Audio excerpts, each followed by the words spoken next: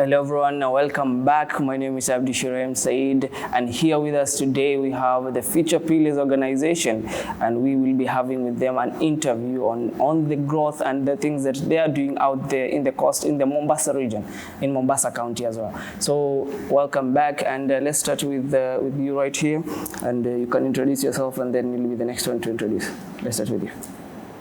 And my name is Haytham Isse, Executive Director at Future Pillars Organization, a CBO based in Mombasa County. My name is Mohammed Zubair Ahmed, mostly known as Bilal Jokia. I sit at the board of directors at Future Pillars. Yeah, thank you very much. And first of all, Future Pillars as an organization, and if we can get deeper into it, when did it start and how did it start first of all? Future Pillars organization as a CBO started last year. And we actually celebrated our anniversary registration-wise. The time we picked the CBO certificate was exactly 1 year ago. Last year, September 2022.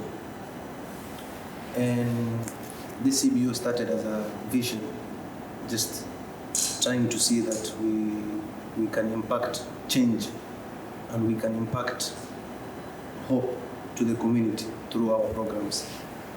We came together as youth from different fields. We sat down, had our first meeting, and we agreed on driving our programs based on community development. And from that time going forward till where we are today, I believe most of our programs are based on bringing change through community development. Yeah. And first of all, as an organization, what inspired you? This question goes to Bilal. Joining this organization, what inspired you in terms of helping the youth in mentorship and career guidance? What can you say inspired you? So, on my part, what I can tell you, I came in at a time that Future Pillars needed to grow their wings out there. And coincidentally, I come from a mentorship background. I was the chairman of the Yara Youth Group once upon a time.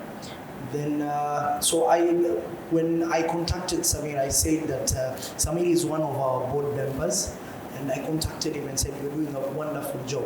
And he told me that, now look, we need mentors, and our scope is going wider, and where we've started is like the need is too much, and we need mentors to do the job.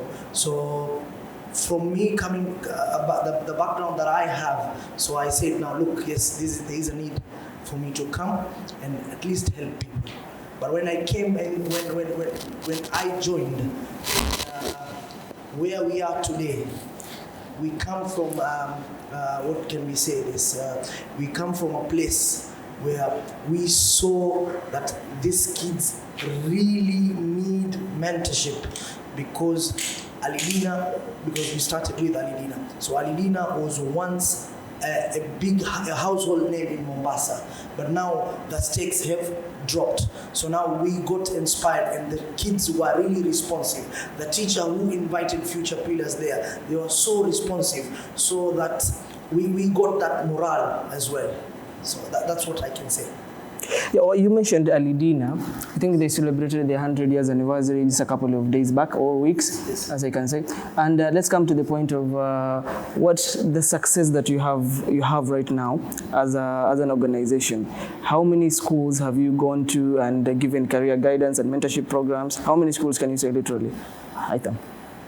And I think we started with Alidina as our pilot school. Yeah. And from the way we began the program, we got invited by the teacher, the class teacher, Form 1C from Alidina Visram, Madam Elia Abbas. And through that one-day program that we had, or one-day session that we had at Form 1C, with the Form 1C, we saw the need to inspire these children, the students, because clearly the way we communicated with them and the guidance that we try to the personal development aspect of the growth that we tried to focus on, we saw that that is what they needed to hear. And after a couple of sessions with the Form 1C, there was a great improvement in that class alone. Yeah. And from that session, and from those sessions, Madam Abbas was promoted to become a head of department at Alidina. Wow. Yeah, at Alidina, guiding and counseling. So from that time, that's when we expanded our wing to the whole school. Yeah. Because clearly, if we could impact one class, we had to grow our numbers as mentors and then impact the whole school. That's when we started having mentors from different fields.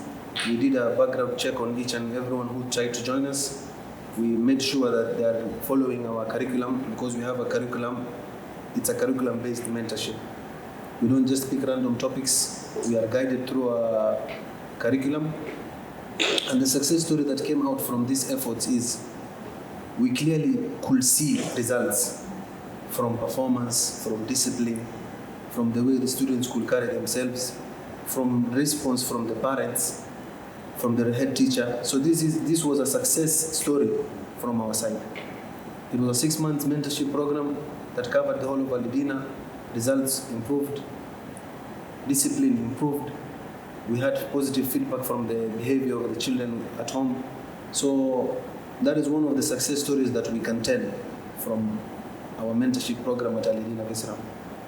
Yeah, on that point, first of all, I was doing a background check on, according to the KCSE, that was in 2022 and 2020 back then. Yeah. And according to, in the coastal region, I've observed that Mombasa actually is one of the counties that are actually at the lowest. Mm. So, and one thing that I can say, these students in high school in Mombasa literally need the mentorship program that you guys came at the right moment and you're giving it. So, as an organization, what is your long-term goal? What can you say in a couple of years, in about 4 to 5 years from now? What is your long-term goal? Bilal. One thing before even going to the long-term goal, what we have seen and where we come in and what we have seen from the results of this place, we have a gap between the teacher. You know that triangle is not properly filled. Yeah. So we have a gap from the teacher to the student to the parents. So to make a success out of that and to bring the level of education where it was, has to be a proper connection between these three. What we are doing now is making a sync between the teachers, the students and the parents. Yeah. Because we include our mentorship is unique because we include each and every stakeholder who is responsible to uplift the results of this kid. You get the point? Yeah. So now if we're coming to a long term where we see as we want to see future pillars, number one, not only in mentorship, because we have one person that is always forgotten. This is the boy child. You get? Yeah. We want to exploit more in the boy child, yeah, because this is a neglected gender. You get? Yeah. We have training our youths, and the good thing is our office is located just at the heart of a crime area.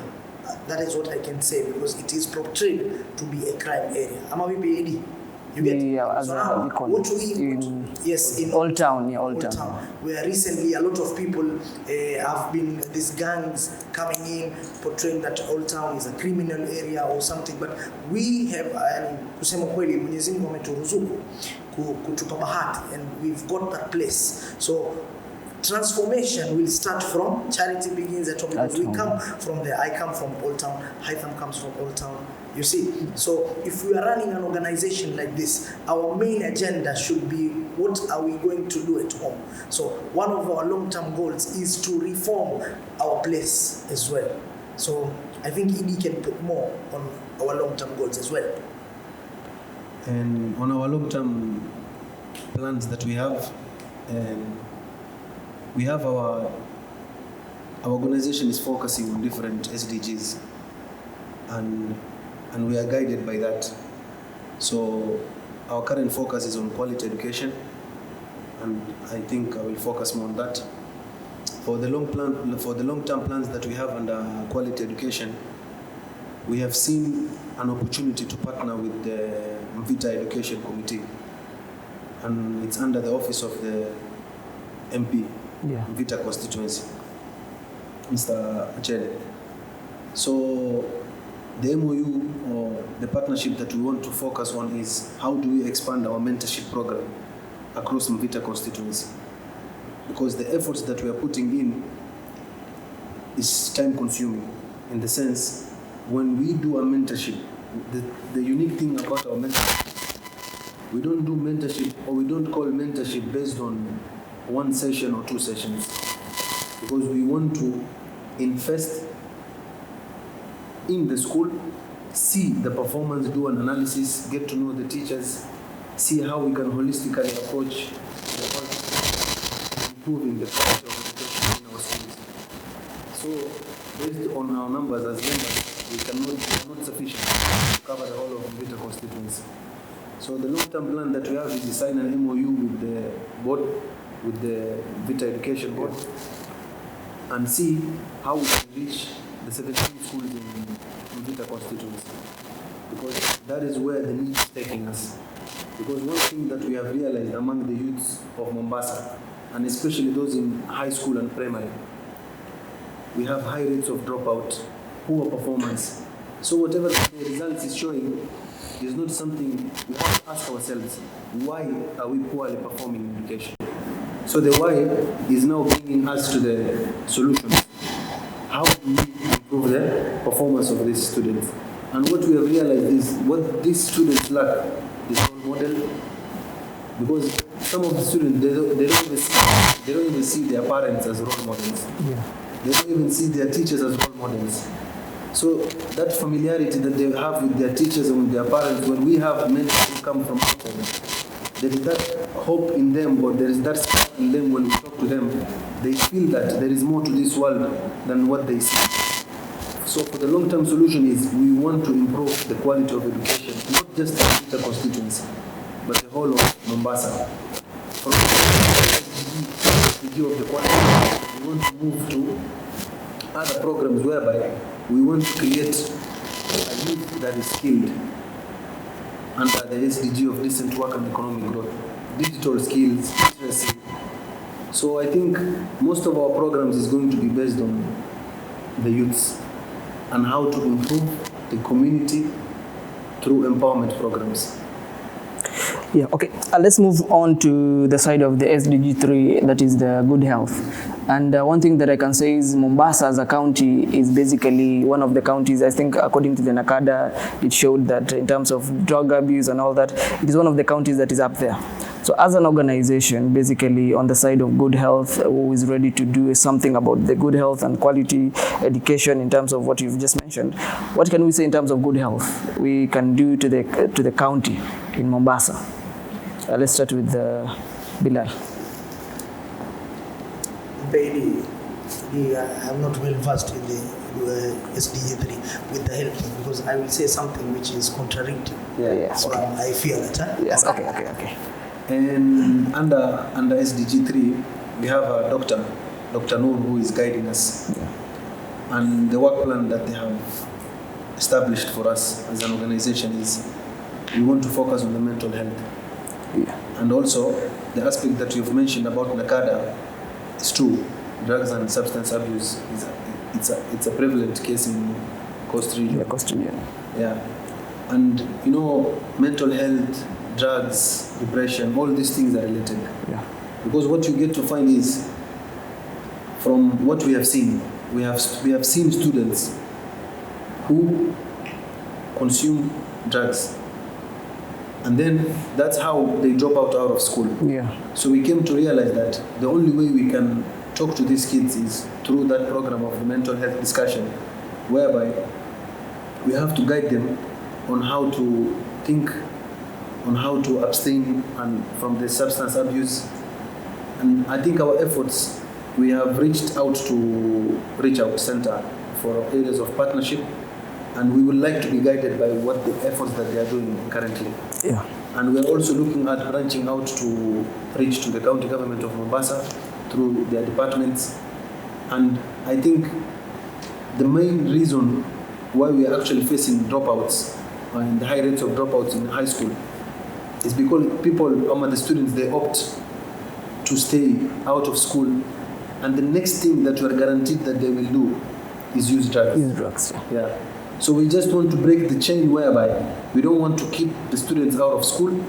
If we keep them in school, how do we guide them to stay away from the drugs? Let's move on to gender equality. Yeah. In gender equality, in terms of as an SDG at the moment and as an organization, is something that you're moving into. What can you say, Bilal? Let's give us a little bit on the gender equality part of it. Yes, on the gender equality, as our organization structure, we have a social worker who is guiding us as well on the curriculum to follow, because these are certified people on gender-based violence. So we, as much as we are looking into mentorship in schools, the students are also the students are as well victims of gender-based violence at home as well. So what we are doing is we have come together with another organization that we are going to partner with. They are going to give us, in fact it's Red Cross, they are going to give us mentors who are going to help us, first of all, train our people, number one. Then we roll out this program to schools as well. You get? Yeah. So one, the agenda is we cannot shy off. You understand? Yeah. Because one in our curriculum we have the topic that talks about the relationships, how to manage, how to because most of the students that we got, one of the things they cannot excel is because there is abuse in their homes. So we are really trying to tackle on that question as well. Yes. So finally, let's just move on to advice. What advice can you give to students right now who will be watching this, who are currently not sure of the careers that they want to pursue as an organization, quality education? That is mostly, when they're watching. What can you say? Like, what careers do you wish to guide them towards? And as students in high school and all that, what advice can you give them? One thing I will say that before even going on that aspect, is very important that the student himself, first of all, he has to know himself, the capacity that he holds. We cannot direct you to be an engineer when you're wholehearted and you are not even well conversant with maths and physics. You understand? So first of all, how we take you through the career guidance is we measure where are your strengths and where are your weaknesses. So from there, we can advise to the students. And that's why you see that our main focus is not the Form 4s. Our main focus is Form 1 and Form 2. Because mostly the Form 2s, because that is where you choose and that is where you go wrong with them. So now we guide them that that's when we are called in schools, first of all, what we do is an assessment. We do a career assessment, number one. Mm-hmm. Then we fully, after we have taken all the measures and seen that, okay, because we bring in experts. We go to universities, those who are in the course and those who are already making a fortune with their careers. That is when we bring them together, you see. And now is when we try and understand that this is the time that the kid needs to see and to gauge himself where he is good in. Is he good in maths? Is he good in physics? Or is he good? He can take all the sciences. You see, so that's a kind of thing that we leverage on as well. And on your side, Haytham? I think the advice I can give to students and the youths outside, especially for students. On the aspect of career, I personally believe that each and every person has a vision or has a feeling towards something. Because when I was growing up also, I just dreamt of leading or managing. You know, there is that feeling that you have in you, that you feel there is something about the career that you would like to choose. There is some aspects in it. So the way Bilal has said, we try to assess the abilities of these students. And the advice that I will give is listen to your feelings. Yani. There is something that you have to understand about yourself that will guide you towards the right career. Because what we have seen is students who are being pressured to go a different career path. 1 year or 2 years down the university line, they have to change their whole course to a different one. Yeah. And you get to realize that the second one that he has chosen is what he really wanted to do or to begin with. So we just give a guidance on first understanding what is your strength, what subjects are your strength, what is it that you enjoy doing, what is it that excites you, and the best way to understand what you want to do is just look at what you love doing. And that's where you can get your guidance, and that's where you can get your path towards the career that you want to study or be in. Thank you very much.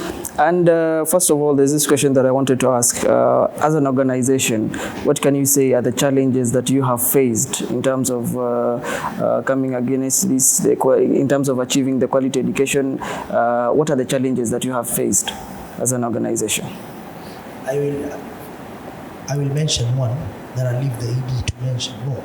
But in terms of most of the challenges coming with our society, you get mentorship, I think, in my understanding, is a new thing to the society.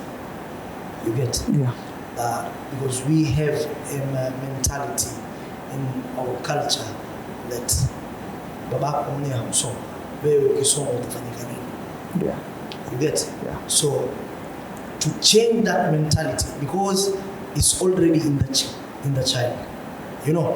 And how will you know that this kid is demoralized? Is when you call the parent to come to attend in a meeting. They will never, you know. Yeah. We've tried that more time. Now, challenging parties, yes, we can mentor the kid part. You get? We can put all the effort. But now, the 90th minute, there's someone just from nowhere will come and break that kid's morale. Utasoma wewe nini? Mwisho wako wewe Dubai. Wataka nini sasa? Babako kwenda Dubai. Sisi uko wetu si wa kusoma soma. You get? Yeah, Sisi uko wetu si wa kusoma soma. Now, how are you even guiding that child, and how even, because you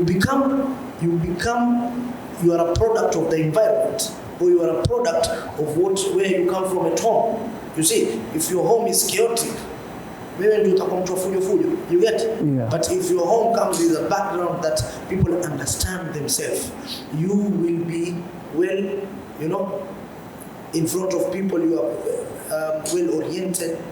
You understand yourself. But our people sometimes really, the society that we are in really demoralizes. So on my point of view is that the society we come from is a big challenge for us. Yes. And whatever Bilal has said is correct, because you know, you're told one thing: mindset can transform everything. From negative mindset to a positive mindset will have a tremendous effect on a whole nation. So what happens is, and the challenge that we mostly face is, we look at what affects the mentorship that we do, or what is it that we do outside, that there is risks associated with it. Because once we tell the student that you have to think big, you have to have a positive mindset, you have to wake up believing that you can make it, that person gets home, and then there is a version of a different thing. Yeah. He's hearing, Yeah. or he or she is hearing. Yeah. For example, we have been to Iman girls, and those are Muslim students, girls. You advise them, and what they tell you is, what is the need to study if we are going to get married after 4? Yeah, that one is one and of that the is what things. our parents are telling us. Yeah. So there is a lot of societal issues around our risks around our programs, and that is the first challenge. Yeah. The second challenge that we also face is we want to, as youths we usually have passion, and then we have that feeling whereby you can transform the world. That's why what tunaambiwanga, it's either we don't know where to direct our energy into. So what we usually face is we have people who look at, especially unaambiwa when you are right among established men and you feel that there is that effect whereby you're getting threatened. No. We cannot talk as youths trying to guide our community.